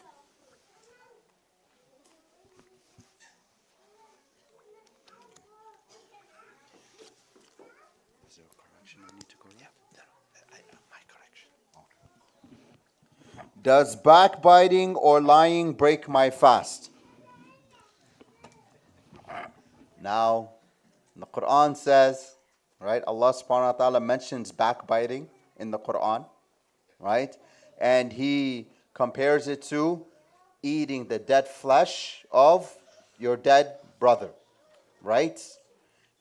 So here, backbiting, no, it doesn't break your fast, but it's sinning. But if someone says, for example, I'm not fasting right now, it's iftar, so even if I was fasting, I broke my fast. So this is why a lot of ulamas want to speak after the iftar, right? Right, Maulana? So here, if someone was to say, for example, to ascribe lies against Allah subhanahu wa ta'ala or against the Prophet or the Ahlul Bayt alayhimus salam, here they will break their fast, right? So for example, someone was to take Allah's name in vain by saying Wallahi. You know, a lot of youth nowadays are like saying Wallahi, Wallahi, Wallahi this, Wallahi that. Wallahi this, Wallahi that. You know, I like to call this Wallahi Abdullah. You know, like Abdullah Wallahi. No, like, come on, like calm down. You know, you don't need to do qasam for something so simple. Because the kafir The kafara of doing qasam for something so simple and someone is lying, the kafara for that is fasting for 3 days. Right? So we have to be very, very careful in saying wallahi in certain situations, and we should we should try not to take Allah's name in vain. So backbiting and lying, yes, it should be avoided at all times, but it does not break a person's fast. I was just brought the masail by brother Ismuka Abu Sa'ad. Jazakallah khair. Masail number 1265 of Sayyid Sistani, and I'll just have to review it if this is the current one or if this has been amended or not. So I stand corrected, inshallah, astaghfirullah rabbi wa atubu ilayhi, may Allah forgive me, that if you do take the longer route and making the 8 farsak, of course, whatever your intention is, if you do take the longer route, as our example said, to Guelph, for example, then you would, if you do take the longer route, you would still be doing qasr, and you would have to pray salatul qasr, and you would not be able to fast. So that will also add to that. During the month of Ramadan al-Sharif, as I said, I was telling my respected brother that in case if that masail is still standing, then I will clarify that. And if it has changed, then I will also rectify that, inshallah, as soon as I am able to contact his office. So thank you very much for that. Jazakallah khair. May Allah forgive me for the error, inshallah. Sayyid, I actually will need Sheikh's permission and your permission. I have an out-of-town commitment. I'm not fasting, so I don't have to worry about breaking my fast now. So I please hope that all of you are well, inshallah. I request you to remember me in your du'as. Jazakallah khair, fi amanillah. I've got just another commitment out of town. Salawat ala Muhammad wa ali Muhammad. You are all in good hands, mashallah.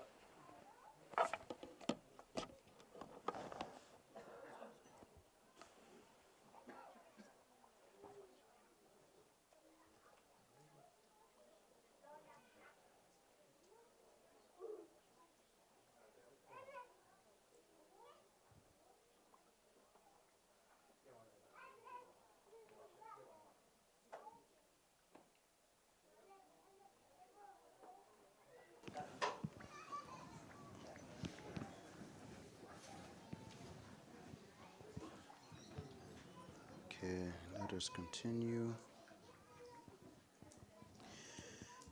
Now the other one was, can one use mouthwash to freshen up your breath during Shahr Ramadan, making sure to rinse and spit out thoroughly?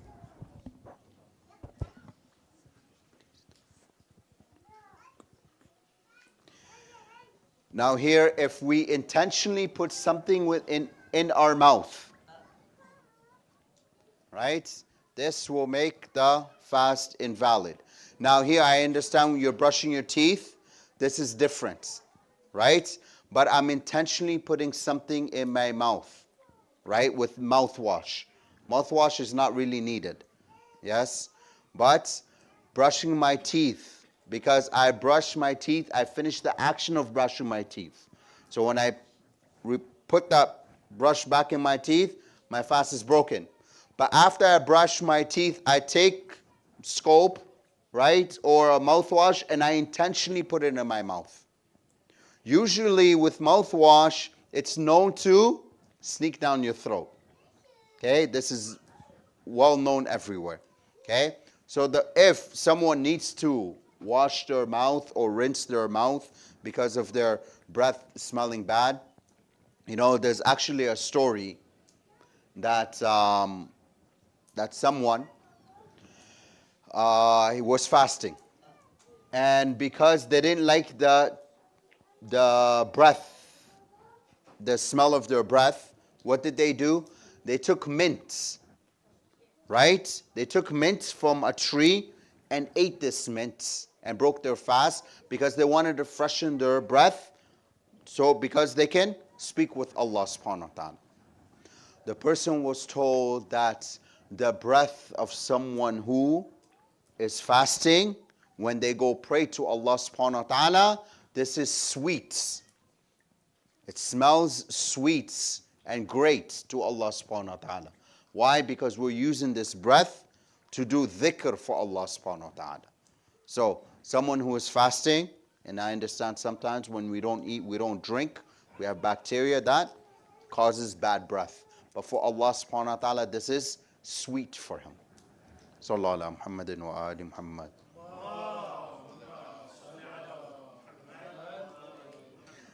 The second one is similarly to the above question. Can we taste food while cooking and rinse them out thoroughly during fasting? Again here, I'm intentionally putting the food in my mouth, regardless if it's for tasting or whatever. I'm intentionally putting food in my mouth.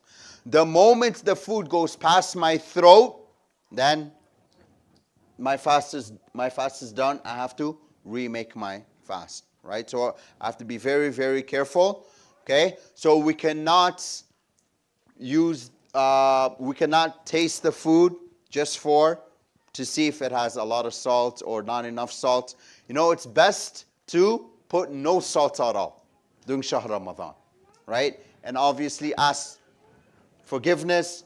Forgive me, you know, I'm fasting, couldn't taste, but if there's no salt, here's extra salt, right? But if I put the salt, if I make the food salty, it will be hard to rectify this mistake, right? But people will understand that, you know, we're fasting, we can't taste, right? So it's best to refrain from tasting food for either the taste of the pepper or the salt. Thank you. Sallallahu ala Muhammadin wa ali Muhammad.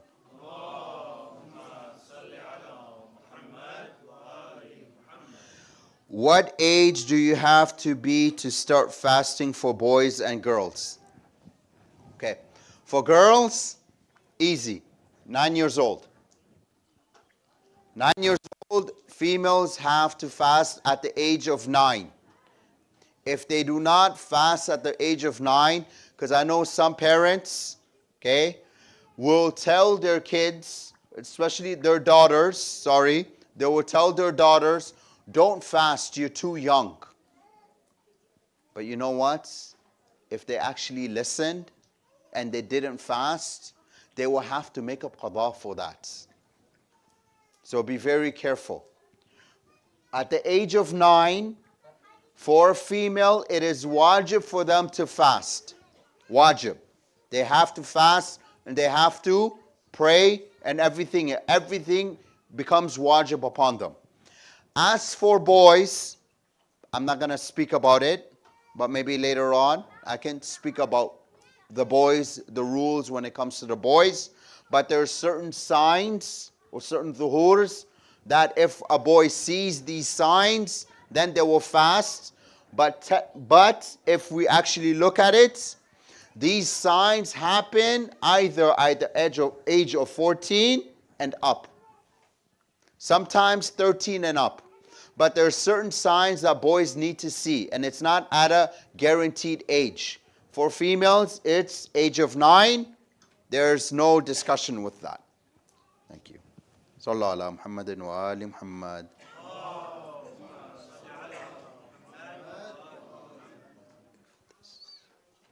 Okay, if the son or daughter-in-law are visiting the son's parents in the holy month of Ramadan for a weekend, are they both allowed to fast, or the rule is 10 days applies in order to fast? Please explain both son and daughter-in-law separately.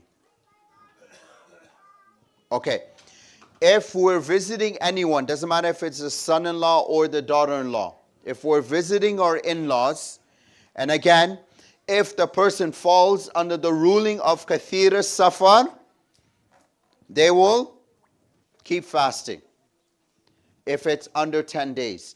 If it's 10 days and up, doesn't matter if they're kathir safar or not, it's the same thing. They will continue fasting and they will pray full. The rule of fasting, it's the same thing when it comes to praying, when you're traveling, right? When do you pray qasr? When do you not pray qasr? So if it's 10 days or more, doesn't matter, you have to fast. And you have to pray full.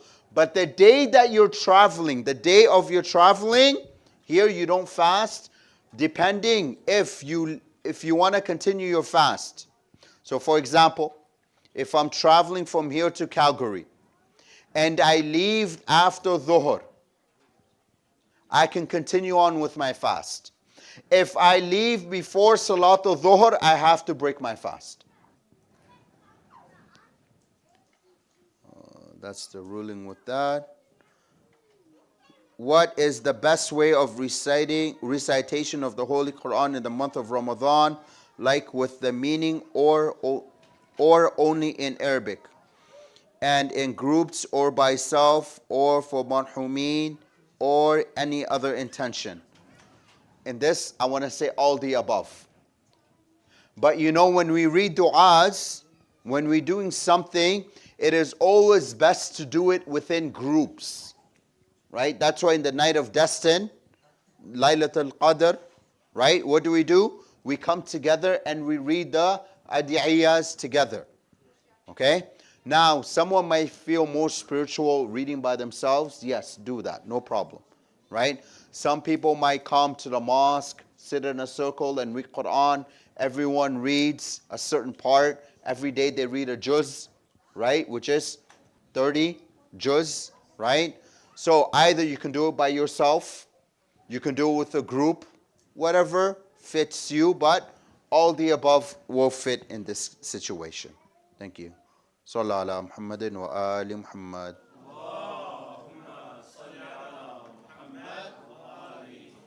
And again, these rulings that we said again are according to Sayyid Sistani. Let's see, any more? Backbiting done. Okay. Any more from the crowd? Sorry. Yes. We do have a Oh, question sorry. here. Is it okay? Okay, go ahead. It's a little similar to the one you just answered, but if there is someone who lives far away, so in Hamilton, for example, and comes to visit their parents once or twice a week, will it be the same ruling? Like, will their fast still be valid, or is it like it's weekly? It's not. They don't stay for 10 days, but they visit once or twice a week, every week. Weekly? Yeah. Now here, do they fall under the ruling of Kathir or Safar? Sorry, let me just ask just in case. Let me ask 1 second. No, they don't. They don't follow under the ruling of Kathir or Safar. No. So how much weekly are they traveling to Hamilton? Vale? They were born here in this city. And they were born in Kitchener, but they travel to Hamilton? Yes. How often? They live in Hamilton. Okay, I'm confused.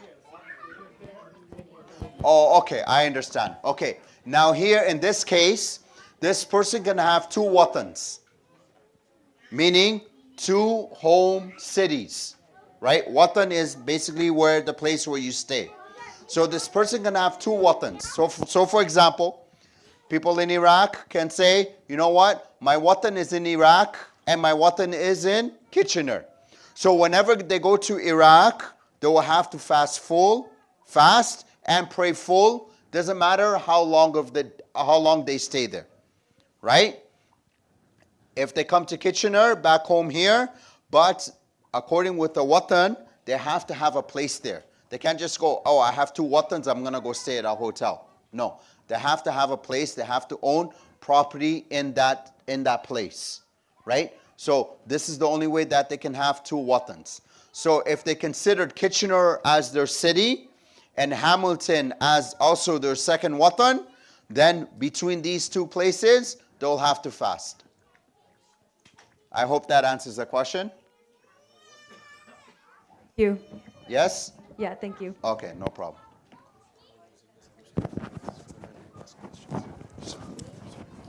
No, stuff.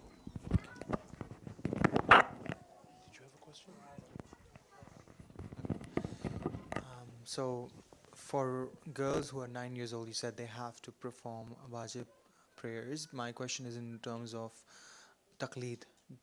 how do you explain to them that what is taqleed, and then who do they follow, and then again the rulings will differ based on what Okay. decision comes. So when it comes to taqleed, we've done sessions with taqleed.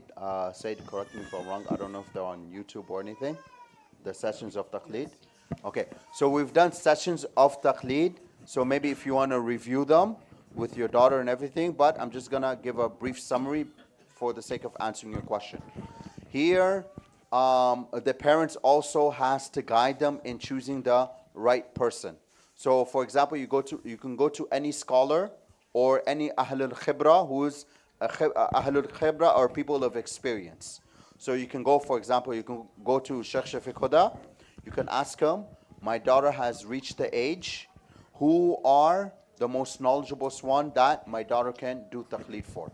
So here what Sheikh Shafiq Hudda or the Ahlul Khibra will do, they will give you options.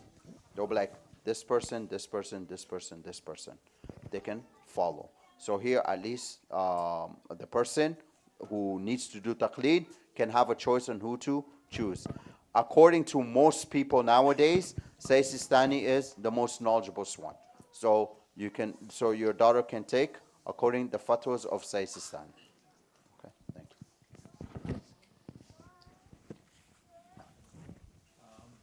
So, Maulana, you said that in case if someone can taste the food for spice level, they can taste it, but the time when it goes down the throat, it's batil. No, they can't taste it. They cannot No. taste it. So about the mouthwash, if someone makes sure that the mouthwash doesn't go down the throat, is it still batil? Is it allowed? It goes down. If someone makes sure that it doesn't go down. It's best to do it before suhoor, before imsak. Oh, okay. If someone wants to do mouthwash, do it before imsak to be safe, Okay. right? Better stay away than not know, right? So, ihtiyat, do it before imsak. Ladies, any questions? No? Yeah, okay, We're gonna sorry. conclude. We do have one more question. Okay, it's the last question, inshallah. Go ahead. What you have for one than more than a year, Okay. source If is going to be accepted. if someone has more than 1 year, like 1 or 2 years of 7 days of qazai, of is it still accepted if they do qazai fasting after like 2-3 years? They have to make up the qadha fasting. Yeah. Usually they have to make up the qadha fasting before the next Shahr Ramadan. So for example, in 2024, I missed 5 days. I have to make up these 5 days before the coming of the next Shahr Ramadan. And then if they miss it, like let's just say for a year or 2 years, then what's the next step? It goes into details, so maybe I can message someone and then they can send you the answer, inshallah. Okay, Because it's perfect. just something I need to review before I answer that. Okay, thank you so much. No problem. So inshallah we'll conclude the program. Sallu ala Muhammadin wa ali Muhammad.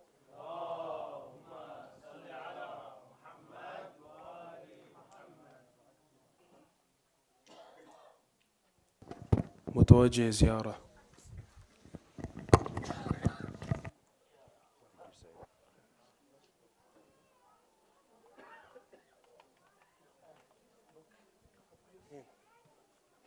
Joining, yes.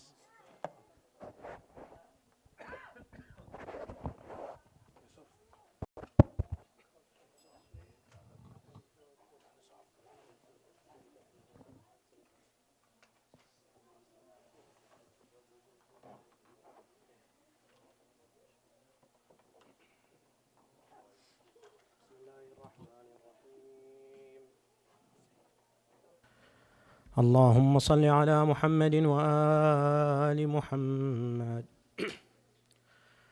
أزور سيدي ومولاي واعتمدي ورجائي ذخري وذخيرتي في آخرتي ودنياي، سيدي ومولاي أبا عبد الله الحسين عليه السلام، زيارة مني ونيابة عن والدي وأهلي وأخواني وأخواتي وأبنائهم وجيراني وأصدقائي وأقربائي وأرحامي والمؤمنين، وعن الإمام الحجة طاعة قربة إلى الله تعالى.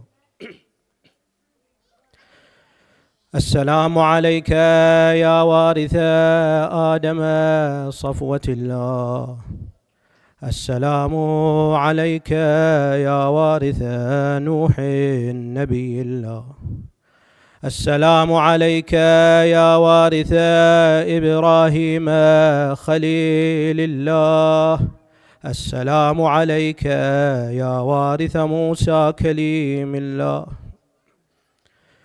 السلام عليك يا وارث عيسى روح الله، السلام عليك يا وارث محمد حبيب الله صلى الله عليه وسلم، السلام عليك يا وارث علي أمير المؤمنين ولي الله، السلام عليك يا ابن محمد المصطفى، السلام عليك يا ابن علي المرتضى، السلام عليك يا ابن فاطمة الزهراء، السلام عليك يا ابن خديجة الكبرى، السلام عليك يا ثار الله وابن ثاره والوتر الموتور، أشهد أنك قد أقمت الصلاة وآتيت الزكاة وأمرت بالمعروف ونهيت عن المنكر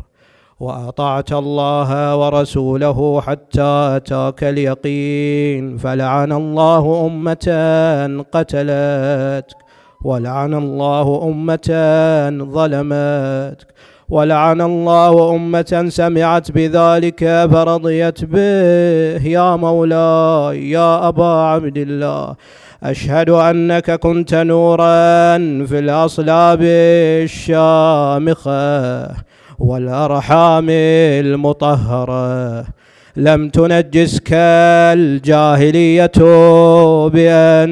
بأنجاسها، ولم تلبسك من مدلهمات ثيابها، وأشهد أنك من دعائم الدين وأركان المؤمنين، وأشهد أنك الإمام البر التقي الرضي الزكي الهادي المهدي، وأشهد أن الأئمة من ولدك كلمة التقوى وأعلام الهدى والعروة الوثقى والحجة على أهل الدنيا، وأشهد الله وملائكته وأنبياءه ورسله أني بكم مؤمن وبإيابكم موقن، بشرائع ديني وخواتيم عملي، وقلبي لقلبكم سلم، وأمري لأمركم متبع، صلوات الله عليكم وعلى أرواحكم وعلى أجسادكم وعلى أجسامكم وعلى شاهدكم وعلى غائبكم وعلى ظاهركم وعلى باطنكم. زيارة علي بن الحسين عليه السلام.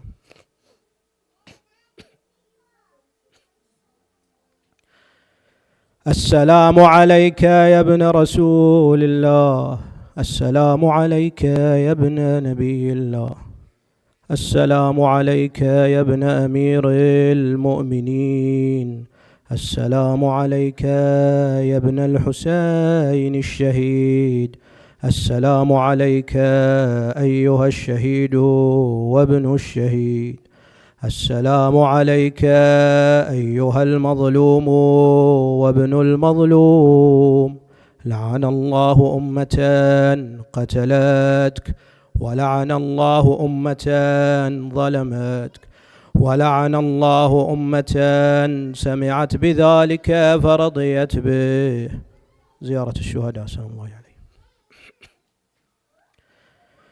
السلام عليكم يا أولياء الله وأحباءه. السلام عليكم يا أصفياء الله وأوداءه. السلام عليكم يا أنصار دين الله. السلام عليكم يا أنصار رسول الله صلى الله عليه وسلم. السلام عليكم يا أنصار أمير المؤمنين. السلام عليكم يا أنصار فاطمة سيدة نساء العالمين. السلام عليكم يا أنصار أبي محمد الحسن بن علي الزكي الناصح. السلام عليكم يا أنصار أبي عبد الله. بأبي أنتم وأمي طبتم وطابت الأرض التي فيها دفنتم وفزتم فوزا عظيما، فيا ليتني كنت معكم فأفوز معكم. زيارة العباس عليه السلام. السلام عليك يا أبا الفضل العباس بن أمير المؤمنين. السلام عليك يا ابن سيد الوصيين. السلام عليك يا ابن أول القوم إسلاما وأقدمهم إيمانا وأقومهم بدين الله وأحوطهم على الإسلام. أشهد لقد نصحت لله ولرسوله ولأخيك، فنعم الأخ المواسي. فلعن الله أمة قتلتك، ولعن الله أمة ظلمتك، ولعن الله أمة استحلت منك المحارم وانتهكت حرمة الإسلام. فنعم الصابر المجاهد المحامي الناصر والأخ الدافع عن أخيه المجيب إلى طاعة ربه الراغب فيما زهد فيه غيره من الثواب الجزيل والثناء الجميل. وألحقك الله بدرجة آبائك في جنات النعيم. وصل اللهم على محمد وآله الطاهرين. اللهم صل على محمد وآل محمد. اللهم كن لوليك الحجة ابن الحسن صلواتك عليه وعلى آبائه في هذه الساعة وفي كل ساعة وليا وحافظا وقائدا وناصرا ودليلا وعينا حتى تسكنه أرضك طوعا وتمتعه فيها طويلا برحمتك يا أرحم الراحمين. وصل اللهم على محمد وآله الطاهرين. الفاتحة لأرواح الفقير والمؤمنين. تسبق الصلاة على محمد وآل محمد.